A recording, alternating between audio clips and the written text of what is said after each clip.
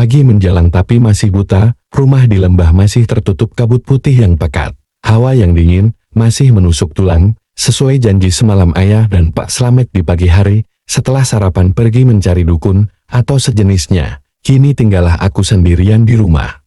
Selesai bersih-bersih sekeliling rumah, kegiatanku kembali menunggu Mamak sama Niko yang masih terkapar. TV kunyalakan sebagai penghilang rasa jenuh. Beberapa puluh menit, selanjutnya gelas di bawah meja rak televisi bergerak ke samping kiri secara perlahan. Pandangan mataku sebelumnya fokus pada layar TV kini beralih turun pada gelas yang mulai bergeser pelan. Koti, seringik. Gerakan itu terhenti di ujung meja. Badanku awalnya rebahan kini mulai duduk berjongkok mengamati fenomena aneh ini. Semua panca indraku mulai mengamati gelas yang kini tepat di depanku. Setelah kuamati lama gerakan gelas, di atas meja televisi tak bergerak lagi. Merasa capek menunggu, akhirnya tubuhku bahkan kembali bersama Mamak. Tapi selang beberapa jam setelah berhentinya gelas, dan aku yang dalam posisi rebahan, Koti, beruakek. Suara keras bantingan jendela di kamar Mamak. Badan ini langsung berdiri serta berjalan penuh penasaran. Rasa hati ingin melihat asal suara. Sampai akhirnya, di pintu kamar langkah ini terhenti. Kulihat jendela Mamak masih bergoyang. Seingatku jendela Mamak pagi tadi belum kubuka. Anggapku di pagi itu, mungkin ada maling atau perampok. Dengan nyali yang setengah menciut, aku pergi ke dapur untuk mengambil senjata. Tangan kananku dengan cepat merebut sebuah pisau dapur dari rak piring. Saat kabut mulai hilang, langkah kakiku perlahan dengan sendirinya berkeliling rumah mencari sesuatu. Aku mulai memeriksa tiap sudut rumah. Sampai memutar di luar rumah berulang kali, terakhir masuk ke dalam rumah.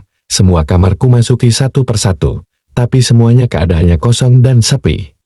Tak ada satupun manusia atau makhluk selain kami bertiga di rumah pagi itu. Akhirnya aku kembali ke ruang tengah, dan beberapa jam kemudian ayah datang. Ia memarkirkan motor di teras sedang Pak Slamet langsung kembali pulang.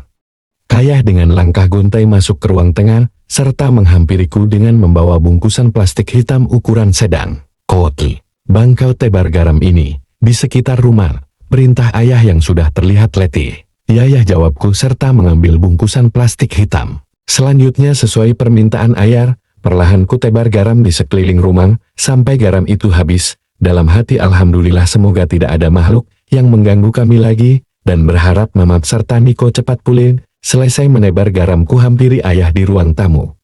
Dengan nada serius ku ceritakan kepada ayah kejadian yang baru terjadi di rumah.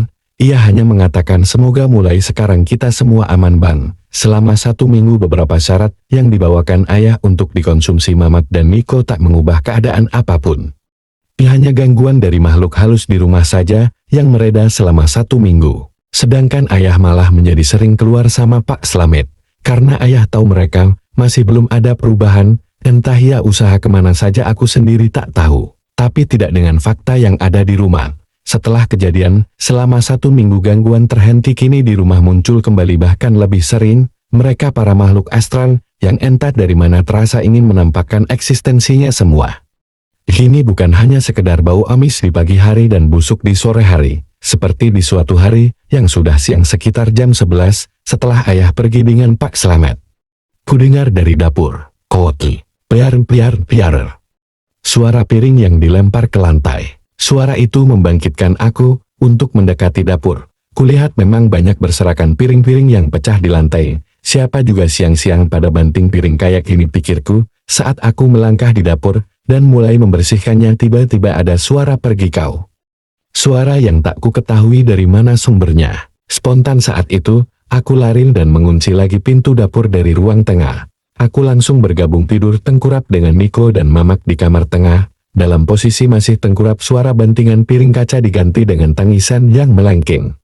Di siang hari, dalam kondisi ketakutan aku tetap tengkurap cukup lama dan kututup kepalaku dengan bantal. Hal ini akhirnya juga membuatku sesak nafas. Di saat dadaku sesak parah, kakiku ada tangan menyentuh bangun ban. Ini ayah. Perintah ayah yang sudah berdiri di belakangku. Setelah kusadari itu suaranya ayah. Akhirnya aku berbalik dengan nafas yang masih berat dan sesak. Kenapa bang, tanya ayah. Koti, ada yang membanting piring di belakang ya. Jawabku mulai mengatur nafas secara perlahan. Ayah yang mendengar keteranganku langsung ke dapur. Ia sendiri tanpa pikir panjang memindah sementara peralatan dapur. dan sebagian bahan makanan ke ruang tengah. Aku yang masih takut dan letih akhirnya tertidur. Waktu tidur dalam beberapa jam telingaku mendengar kerahak-kerahak. Suara cakaran dari kamar Niko. Aku mengira ayah yang di dalam kamar Niko, tapi selang beberapa saat ayah keluar dari kamar mandi. Kukira ayah di dalam kamar Niko, kataku. Koki, kamu ada-ada saja bang, mimpi kali. Cepat mandi sana, perintah ayah dengan mengelap rambutnya yang basah dengan handuk. Setelah itu, aku langsung menuruti permintaan ayah. Kegiatan mandi cepat kulaksanakan sore itu, karena masih takut dan ingat betul di dapur akan kejadian tadi siang. Malam hari ketika aku bersama ayah sudah mau tidur di ruang tengah, suara mulai terdengar dari kamar ayah, glodak. Glodak-glodak. Ayah mengira itu tikus, sehingga ayah yang tanggap langsung pergi ke kamarnya. Setelah beberapa saat ia kembali tidur bersamaku. Ada apa ya, tanyaku yang tidur di sampingnya. Koki, gak ada apa-apa bang, mungkin suara tikus. Jawab bohong ayah untuk meredam ketakutanku. Padahal aku sendiri yakin itu bukan suara hewan. Tapi aku tetap mengiyakan saja jawaban kepada ayah suara.